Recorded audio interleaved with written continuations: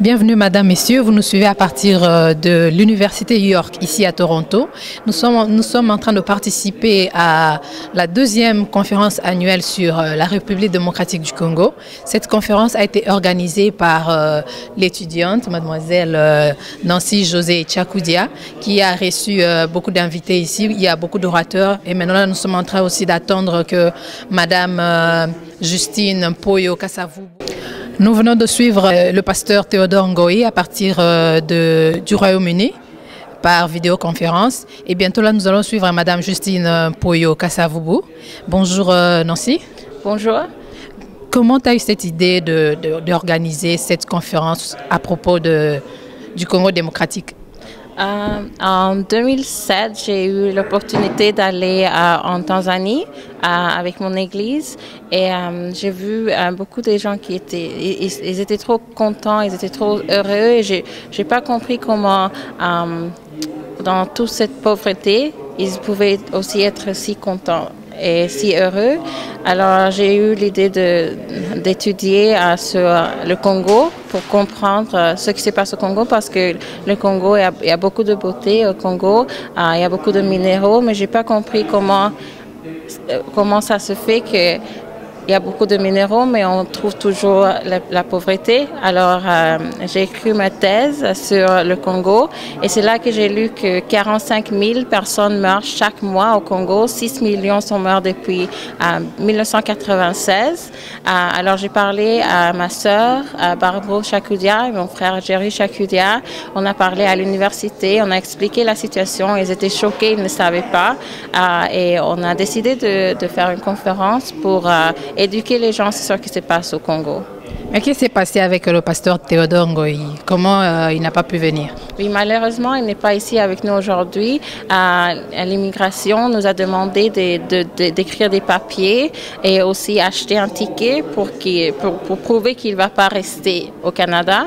On a fait tout ce qu'ils ont demandé, mais après, ils ont dit non parce qu'ils pensent toujours qu'il va rester ici à Toronto. Mais tout ce qu'on est en train de faire, c'est pour le Congo. Tout ce qu'on veut, c'est éduquer les gens pour la promotion du Congo, parce que ce qui se passe au Congo aujourd'hui est très triste. C'est la crise la plus pire depuis la Deuxième Guerre mondiale. Alors, je ne comprends pas comment ils ont fait ça. C'est pas juste du tout.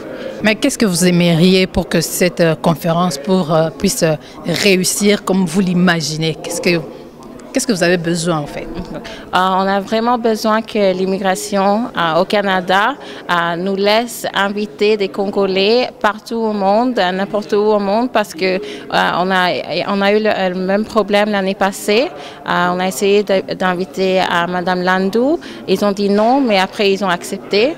Mais malheureusement, ils n'ont pas accepté avec le pasteur Ngoï. Alors on espère vraiment qu'on se met debout et on parle au gouvernement canadien de ne pas être si strict et raciste, je veux utiliser le mot raciste, contre notre peuple congolais.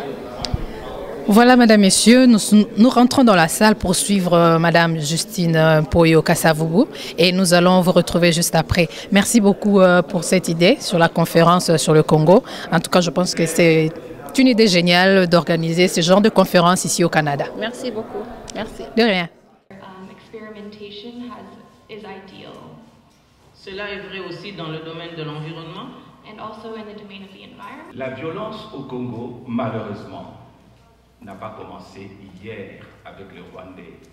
N'est-il pas venu le moment d'échanger de stratégies pour que le véritable intellectuel, le véritable leadership s'installe au Congo, puisque les relations internationales sont basées sur les intérêts?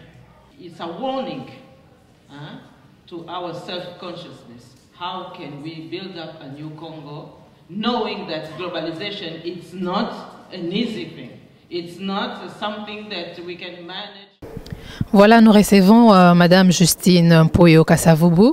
Qu'est-ce que nous pouvons retenir de cette deuxième conférence annuelle sur la République démocratique du Congo? C'est d'abord la détermination de tous les orateurs de changer les choses au Congo. Mais c'est aussi une prise de conscience très nette par rapport aux interpellations que suscite la mondialisation dans son aspect géopolitique par rapport à notre pays. Et donc je suis venue personnellement ici pour contribuer justement à cette prise de conscience, à consolider cette prise de conscience, mais surtout à œuvrer pour que nous puissions, nous Congolais, nous rassembler afin de nous battre pour libérer notre pays de toutes les contraintes qui le touchent. Le pasteur Théodore Ngoy, par vidéoconférence, nous a parlé les véritables causes de cette guerre. Voyons, c'est la richesse que possède le Congo. Vous aussi, vous avez mentionné ce point, mais ma question est qu'est-ce que les Congolais peuvent faire pour légaliser l'exploitation de cette richesse et surtout pour éviter tout genre de guerre? Je pense d'abord que les Congolais doivent prendre conscience de leur histoire et également prendre conscience de la valeur de leur pays pour se réunir autour d'objectifs communs. Et donc cela, ça suppose une grande cohésion nationale, mais ça suppose aussi de la part des leaders politiques une grande concertation, mais surtout, je dirais, une harmonisation de nos points de vue pour que nous puissions, autour de ces mêmes objectifs, défendre notre pays valablement. Donc je pense que cela ne sert à rien de dire que notre pays est riche si nous ne sommes pas capables d'abord de reconnaître que par rapport à ces richesses, nous avons un projet pour ce pays, un projet de développement et lequel projet de développement se décline en plusieurs secteurs, la santé, les infrastructures, etc. Donc je pense qu'à partir du moment où ensemble nous savons définir les objectifs dont notre pays a besoin, c'est comme cela que nous serons entendus. Pensez que c'est possible de pouvoir prendre soin de nos richesses, d'en profiter tout en évitant une guerre? Mais bien entendu, je pense que le peuple congolais a prouvé que c'est un peuple pacifique. Et oui, je pense aussi que nos richesses ne doivent pas non plus nous aveugler parce que toute richesse nécessite une capacité à se mettre au travail. Est-ce que les Congolais sont prêts à se mettre au travail? Autrement dit, est-ce que nous sommes prêts aussi à consentir tous les sacrifices qui sont indispensables pour que notre pays puisse retrouver le chemin de la croissance économique?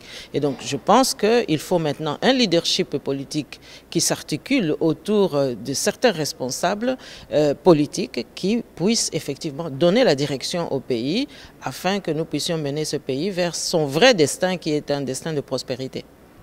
Aujourd'hui, vous êtes ici à Toronto.